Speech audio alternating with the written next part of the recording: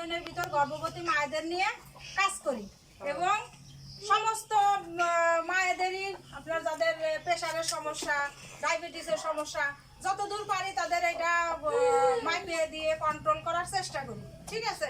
এবং আপনাদের আশেপাশে যদি কোনো গর্ভবতী মা থাকে একটু আমাকে জানাবেন, এবং আমাদের এখানে যে অর্চনা আন্টি আছে, অর্চনা আন্টিকেও একটু জানাবেন। হ্যাঁ, তারপরে ওটা একটু বললেন, আমাকে একটু জানাবেন। আর সবচেয়ে বড় কথা যে আমাদের সবাইকেই সুস্থ থাকতে হবে। আমাদের এখন বয়স হয়ে গেছে, টুকিটাকি কাজকর্ম করতে হবে এবং ডাক্তার দেখায় নিয়মিত ওষুধও খাইতে হবে। আর আমাদের এখানে ফ্রি মেডিকেল ক্যাম্প হয়, এটার জন্য আমরা সবসময় ওষুধপত্র ফ্রি দেই। আমাদের এই যে গত 11 তারিখেও একটা ফ্রি মেডিকেল ক্যাম্প হয়েছে, ঠিক আছে। ওইখানে আমরা গাইনি বিশেষজ্ঞ, মেডিসিন বিশেষজ্ঞ, ডায়াবেটিস মাপা, তারপরে আপনার ব্লাড গ্রুপিং করা এবং বিভিন্ন প্রকার ওষুধ আমরা সম্পূর্ণ ফ্রি দিছি।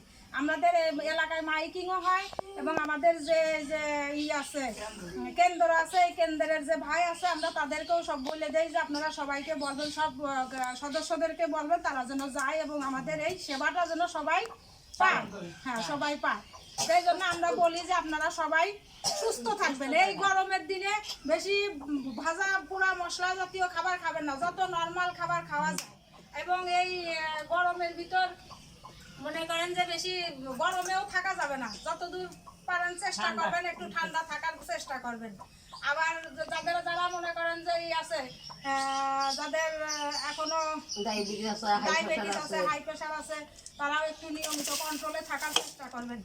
আর পরিবার পরিকল্পনার ব্যাপারে আমরা যেটা বলতেছি সেটা হলো যে আমরা দুইটা একটা আমাদের তো সরকারি একটা আছে যে বাচ্চা একটা হইলে ভালো হয়, একটা হইলে ভালো হয়, দুইটা হইলে আরো ভালো হয়।